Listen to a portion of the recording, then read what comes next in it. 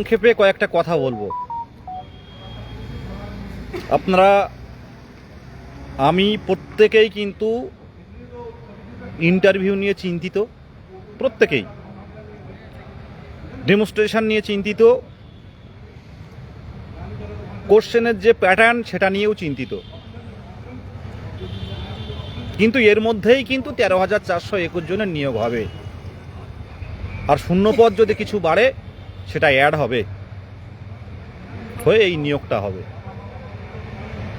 এটা মোটামুটি ধরে নিতে হবে যে 13,421 জন আপাতত আছে, শূন্যপদ যদি বাড়ে তার সাথে অ্যাড হবে।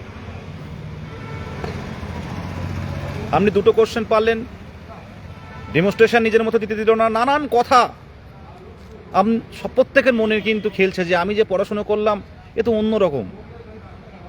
কিন্তু এই ভিডিওগুলো দেখে কি হচ্ছে, আমরা বিভ্রান্তির মধ্যে জড়িয়ে যাচ্ছি। আমরা কত কোশ্চেন এক জায়গায় করতে পারি বিভিন্ন ইউটিউব দেখে দেখে, এটা সম্ভব নয়।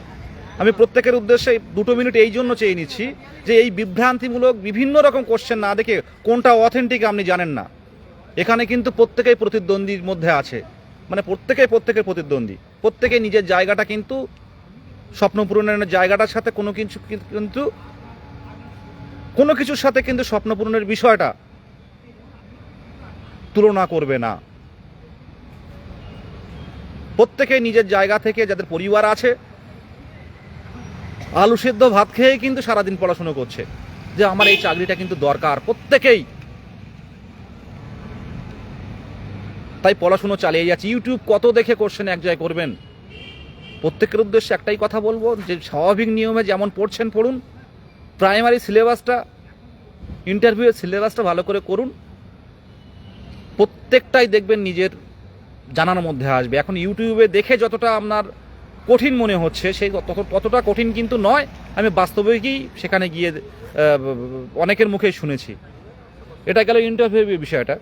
আর যে বিষয়টা বলছি যে আপনারা প্রত্যেকে ধরে নিয়েছেন 58,000 ফর্ম ফিল আপ করেছে।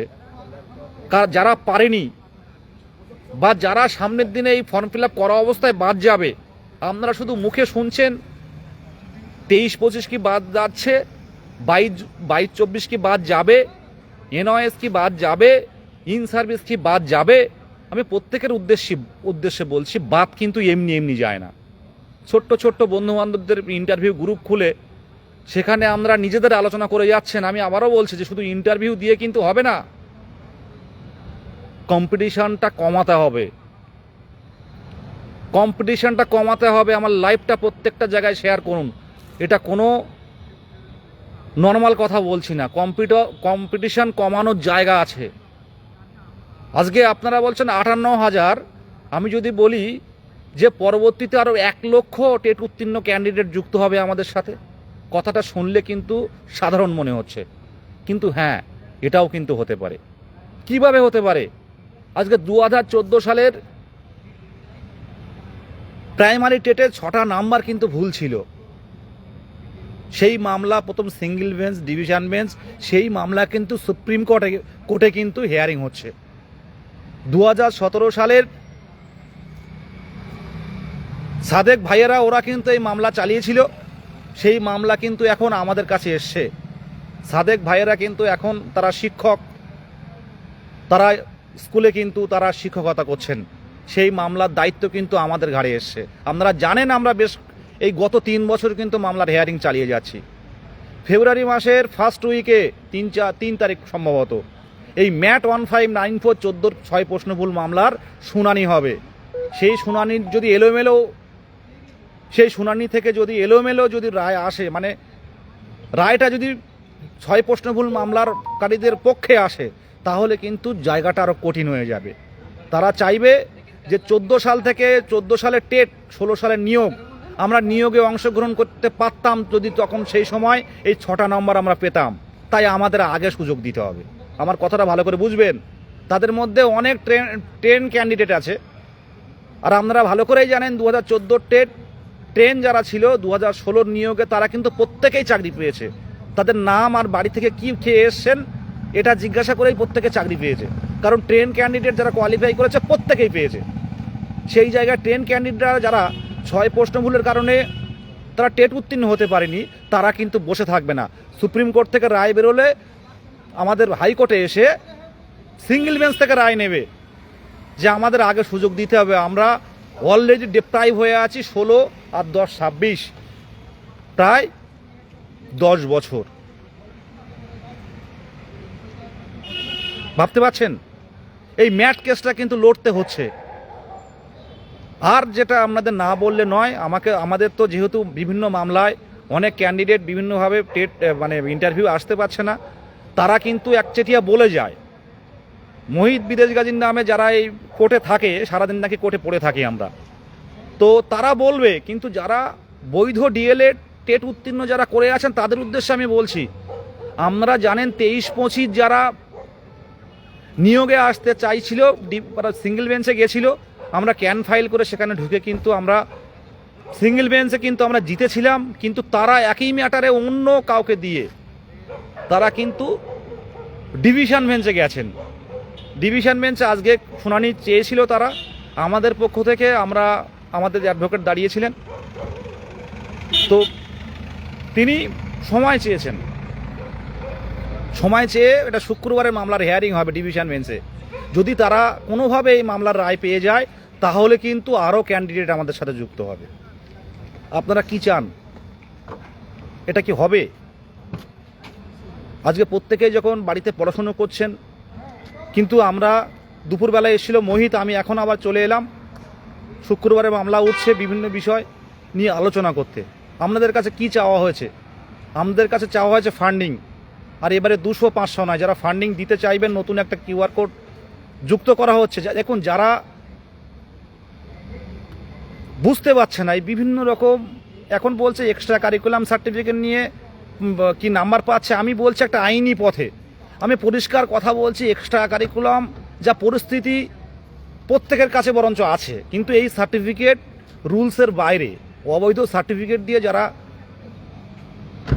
নাম্বার পেতে চাইবে তারা সাবধান হয়ে যান। পরিষ্কারভাবে জানাচ্ছি, ভালো চাই, এগুলো করবেন না, ঠিক আছে? আর যে কথাটা আমি বলছিলাম যে এই যে 23-25 তারা কিন্তু ডিভিশনে গেছে, তারা কিন্তু শুক্রবার দিন কিন্তু মামলার হিয়ারিং আছে। প্রত্যেকের উদ্দেশ্যে বলছি, কিছু ছেলে মেয়ে নেগেটিভ কমেন্ট ছড়াবে, কারণ 23টা জেলায় অনেক বাবা মা, অনেক ক্যান্ডিডেটরা দেখে, সাথে সাথে অনেক আছে যারা নিয়োগে আসতে পারেনি কিংবা বাদ চলে গেছে।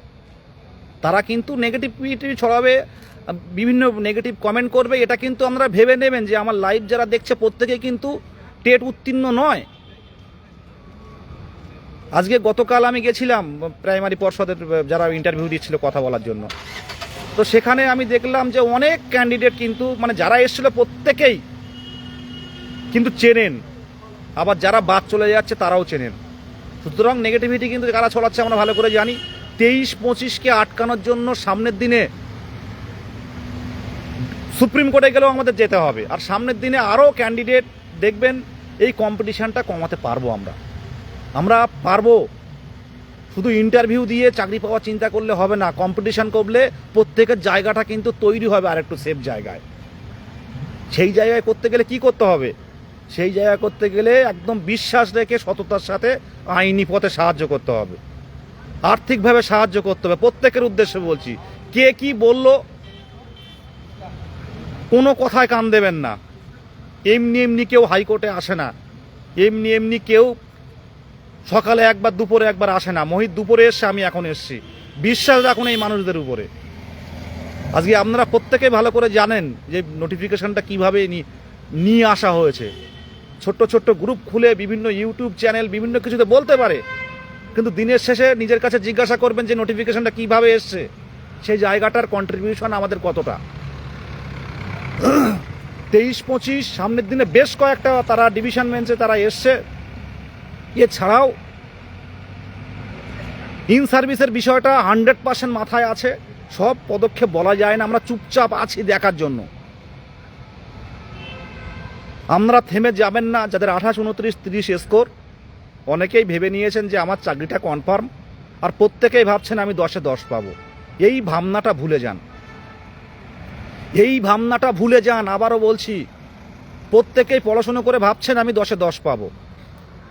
শেষ নিয়োগে হয়েছিল, কিন্তু এই ভাবনাটা এবারের ক্ষেত্রে ভুলে যান আপাতত যেভাবে শুরু হয়েছে। সেই ক্ষেত্রে ইন্টারভিউয়ে কম নাম্বার পেয়েও কিন্তু প্যানেলে আসতে পারবেন যদি কম্পিটিশান কম হয়।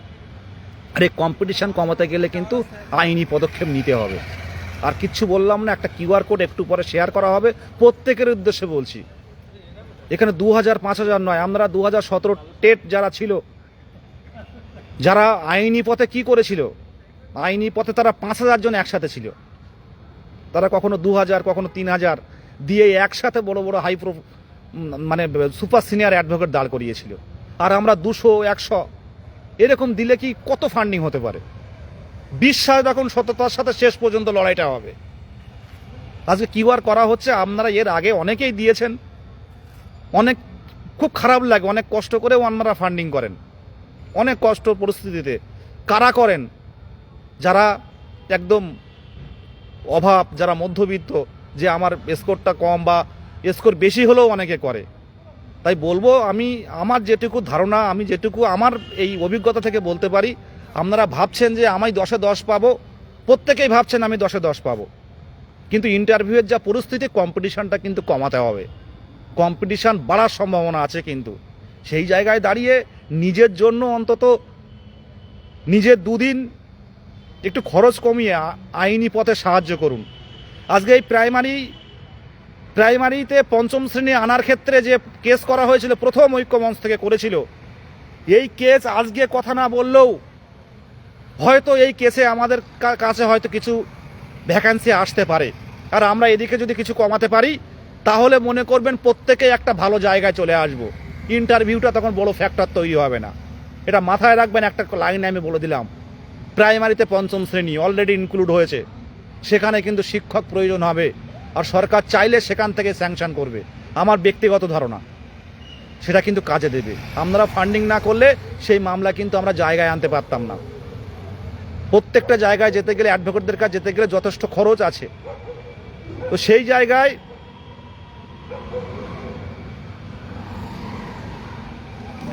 দেখুন, আমি একটা কথা বলি, আপনারা অনেকেই এই যে লাইভ ভিডিও দেখে এগুলো দেখা কম করুন। নিজের স্বাভাবিক এক্সট্রা কারিকুলাম, ফেক এক্সট্রা কারিকুলামের নাম্বার পাবে, নাম্বার যাবেও, এগুলোর দিকে বিভ্রান্ত হবেন না। প্রত্যেকের উদ্দেশ্যে বলছি, যারা ভিডিওতে, যারা ইন্টারভিউ মানে বাইরে বেরিয়ে যেটা বলছে, এটা যে প্রত্যেকটাই যে অথেন্টিক কথা আপনারা কি করে বুঝলেন? প্রত্যেকেই তারা, আজকে যদি আমি সব বলে দিই, কথার কথা বলছি, যারা ইন্টারভিউ দিয়ে বেরোচ্ছে, পরে তো আমরা ইন্টারভিউ দিতে যাব, তাহলে আমরা দেখে যাচ্ছি, সেক্ষেত্রে কি বলবে কম্পিটিশান বাড়াতে চাইবে? আপনারা হবু শিক্ষক, নিজের জায়গাটা বুঝুন। আমি চাই প্রত্যেকে শিক্ষকের মতো যান, প্রত্যেকেই যে আমি শিক্ষক, আমি একটা ক্লাসরুম মেনটেন করতে পারি, আমি শিক্ষার্থীদের সাথে মিশতে পারি, আর শিক্ষা উপকরণ, আমি শিক্ষামূলক বিভিন্ন বিষয়গুলো, বিভিন্ন প্রজেক্টগুলো আর সিলেবাসটা ভালো করে দেখুন। আমি এইটুকু বলি, চলে যান, কোনো সমস্যা হবে না। আর এদিকে যদি কম্পিটিশান কমাতে পারি, আর কিছু যদি ভ্যাকান্সি বাড়াতে পারি, প্রত্যেকের জায়গাটা কিন্তু অনেকটা শিওর হবে। প্রত্যেকের উদ্দেশ্যে বলবো, আমার লাইভটা আজকে আমি এক্সট্রা কোনো কথা বলিনি, লাইভটা শুনবেন। আজকের যে পরিস্থিতিটা, আগামী দিনে সেটা চেঞ্জ হতে পারে, আগামী দিনে চেঞ্জ হতে পারে। 17 সালের টেট উত্তীর্ণরা, তারা 2022-এ নিয়োগ পেয়েছে, তারাও জানতো না কি হবে। তারা 35-40 হাজার থেকে কমিয়ে প্রায় 20,000-এর নিচে নামিয়ে এনেছিল। আমরাও কিন্তু পারি। আর ইন সার্ভিস নিয়ে যারা ভাবছেন, ভাবনা আছে, কালকে কিন্তু প্যানেল বের হচ্ছে না, কিন্তু এখন যে সামনে বাধাটা আসছে, 23-25 প্রত্যেকে কিন্তু মরিয়া হয়ে চেষ্টা করছে আমাদের মধ্যে ঢোকার। সেখানে কিন্তু ঢুকলে আরও 15-20 হাজার বেড়ে যাবে। কি করবেন? কিছু করার। প্রত্যেকেই আমরা শুধু ইন্টারভিউ দেখছি, প্রত্যেকটা ভিডিও ফেসবুকে মানে স্ক্রল করে করেছে, প্রত্যেকটা ভিডিও দেখছি, ইউটিউবে যাচ্ছে। কি হচ্ছে আদৌ? এতে আপনি বিভ্রান্ত হচ্ছেন, আমি বিভ্রান্ত হচ্ছি, ক্ষতি হচ্ছে। বারে বারে বলছি, আমি আইনি পদক্ষেপে সাহায্য করে ইন্টারভিউয়ের বাচ্চাদের বইগুলো পড়ুন, প্রত্যেকটা টেক্সটগুলো পড়ুন খুঁটিয়ে খুঁটিয়ে, তার মধ্যে থেকে আসবে, তার মধ্যেই দিতে পারবেন। আর ডেমনস্ট্রেশন নিয়ে ভাবছেন যে নিজের মতো পছন্দ মতো দিতে দিচ্ছে না, পছন্দ মতো যাই দিন না কেন, আপনি আপনার কম্পোনেন্টগুলো মনে রাখুন, আপনার যে বিভিন্ন যে 5E মডেলটা মনে রাখুন, আপনি তার উপর ভিত্তি করে তুলে ধরুন। আপনি এটা নিয়ে আপনি ভাবছেন কেন? বোর্ড ওয়ার্ক করতে দিচ্ছে না, কোনো ডেমনস্ট্রেশনে বলা আছে যে বোর্ড ওয়ার্ক করতেই হবে? পর্ষদ যেভাবে এগোচ্ছে ঠিকই এগোচ্ছে। আমাদের কাজ আমাদের করতে হবে, কম্পিটিশন কমানোর জন্য চেষ্টা করতে হবে আর ভ্যাকান্সি বাড়ানোর চেষ্টা করতে হবে। এই দুটো কাজ আমাদের করতে হবে, প্রত্যেকের উদ্দেশ্যে বলছি, এটা ভাবুন। আর 28, 29, 30 এসকোর যারা, আমি আর বড় বড় এসকোর যাদের আছে তারা ভাবছে যে আমি 2 পেয়ে গেলে দালালেই আমার 32 হয়ে যাবে, আমি কাটাবে বেরিয়ে যাব, আমার ওবিসি আমি এসসি আমার হয়ে যাবে। কিন্তু এই ভাবনাটা পরিত্যাগ করুন।